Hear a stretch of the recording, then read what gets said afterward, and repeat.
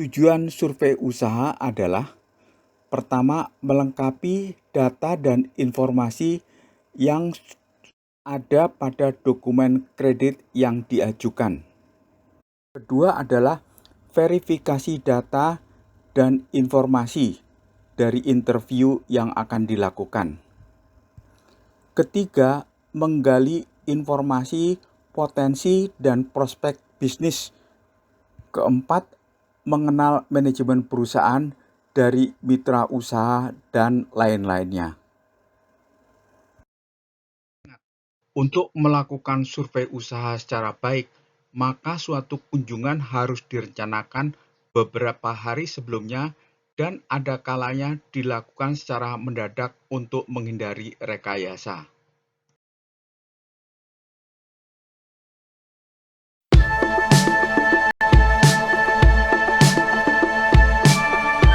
Mari kita lihat materi survei yang akan dilakukan, yaitu pertama, tentang perusahaan dan manajemen.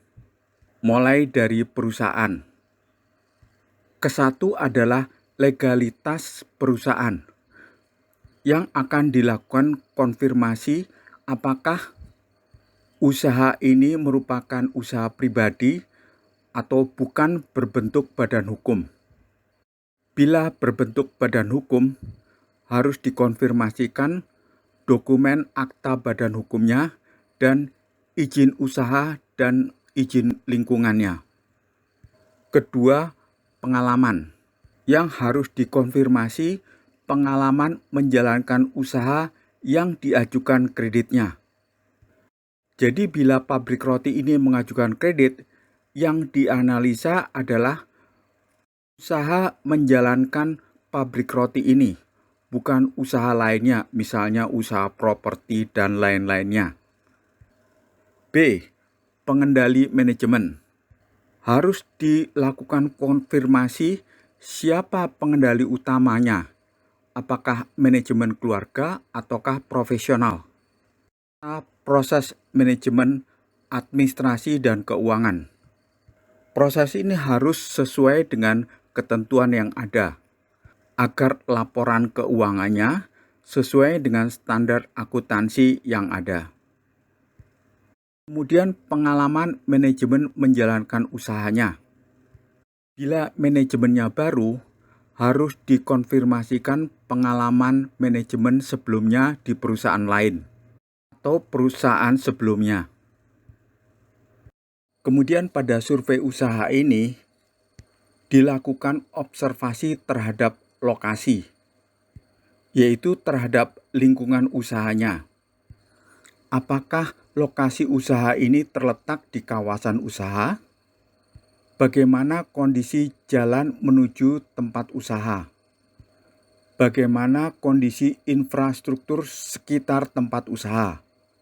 Misalnya ketersediaan listrik dan lain-lainnya, dan keamanan lingkungannya. Pada observasi tempat usaha, akan dilakukan survei terhadap luas tanah dan bangunan usaha, mesin-mesin dan alat penunjang usahanya, kemudian juga saluran pembuangannya. Selanjutnya adalah observasi terhadap karakteristik usahanya, yaitu jenis usahanya. Apakah hanya satu usaha sebagai pabrik roti misalnya, atau juga sebagai penjualnya. Konfirmasi juga dilakukan atas data produk yang dihasilkan atau dijual. Apakah per bulan, apakah juga per tahunnya. Kemudian juga bagaimana cara pemasarannya. Konfirmasi juga dilakukan terhadap mitra dagangnya, misalnya terhadap para suppliernya dan para pembelinya. Hal ini penting untuk mengetahui karakteristik dari calon nasabah atau calon debitur bank ini. Objek survei berikutnya adalah siklus usaha dari perusahaan ini, mulai dari kas, pembelian bahan baku, produksi, pemasaran dan penjualan, serta pembayarannya.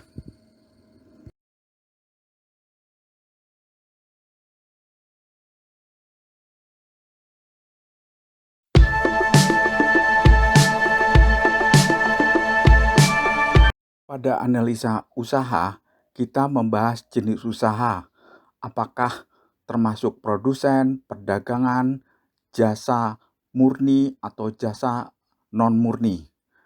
Dan bila usahanya kombinasi, mana yang lebih dominan. Kemudian dibahas historis usaha, yaitu berapa lama usahanya, apakah usaha ini turun-temurun atau usaha oleh generasi pertama, serta historis pertumbuhan usaha. Untuk menganalisanya, sebaiknya kita menggunakan diagram siklus produk dan perusahaan berikut ini.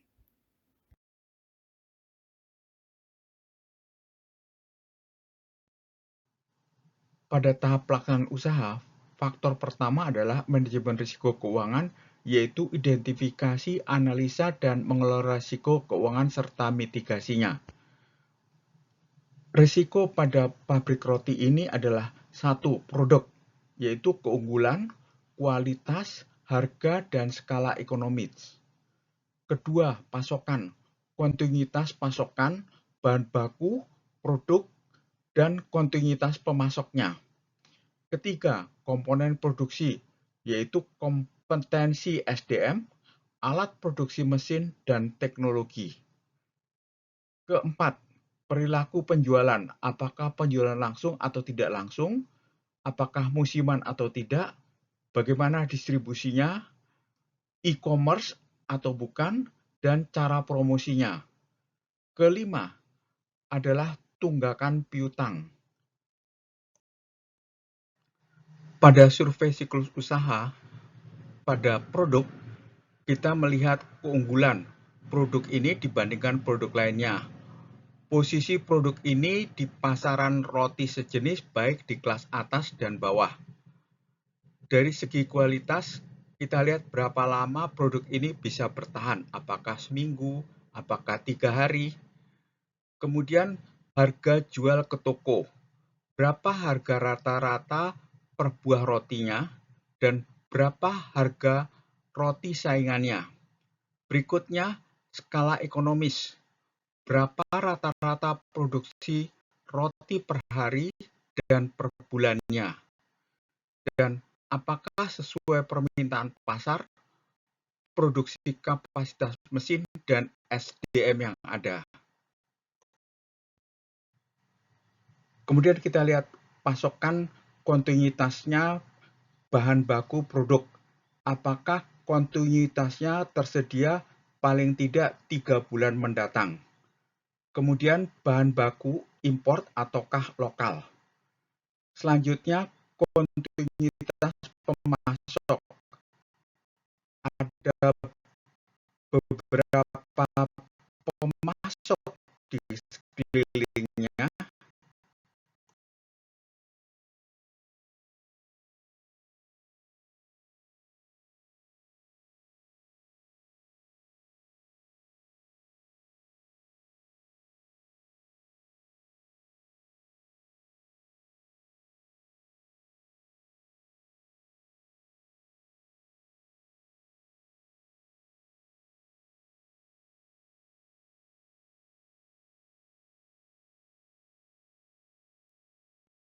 Pada survei komponen produksi, kita lihat kompetensi SDM, berapa jumlah SDM dan bagaimana kompetensinya.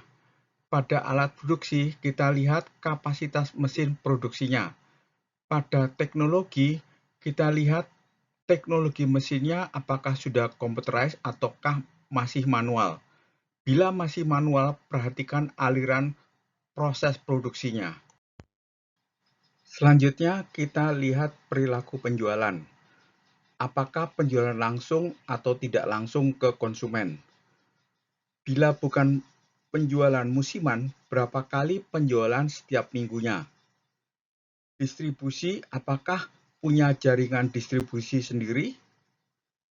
Apakah sudah memakai e-commerce? Dan Bagaimana cara promosinya?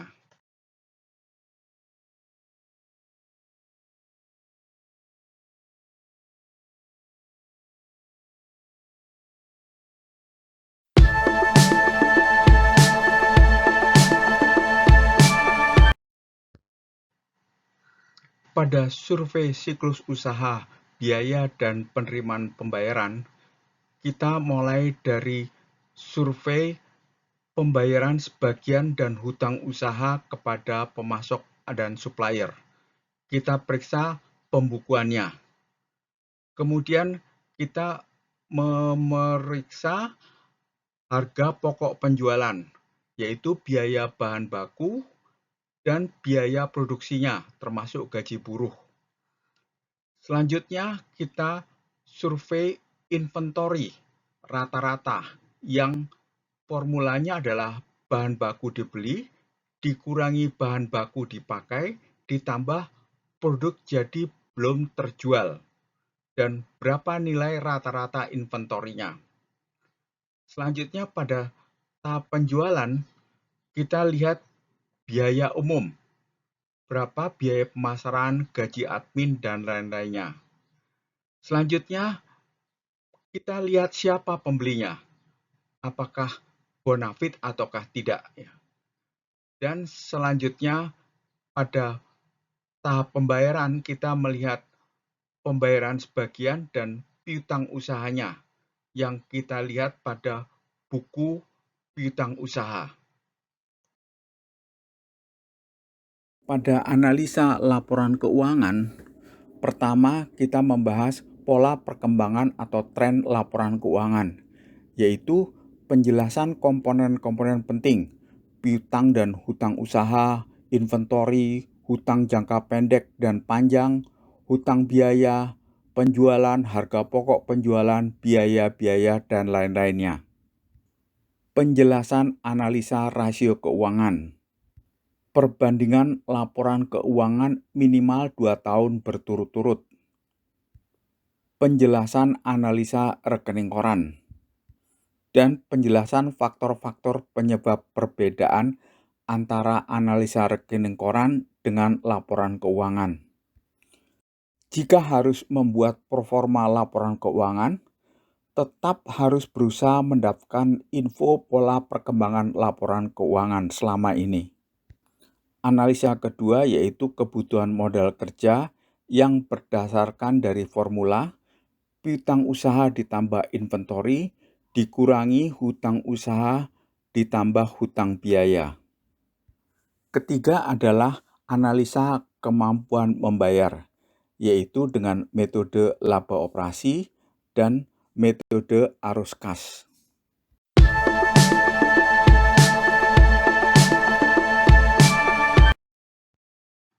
Selanjutnya, survei jaminan dan agunan. Apakah jenis jaminannya benda tidak bergerak, misalnya bangunan? Apakah benda bergerak, misalnya mobil atau mesin? Ataukah jaminan perusahaan atau pribadi?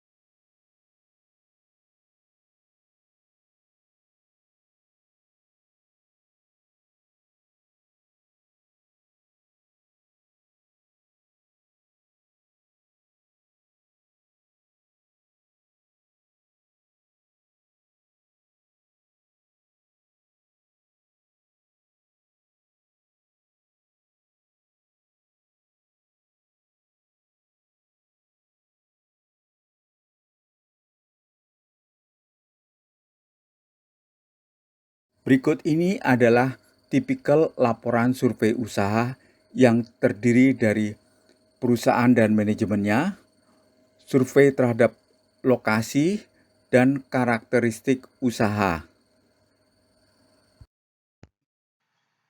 Berikutnya, survei data keuangan atas laporan keuangan, perkiraan kebutuhan modal, dan perkiraan sumber pembayaran. Berikutnya adalah survei jaminan.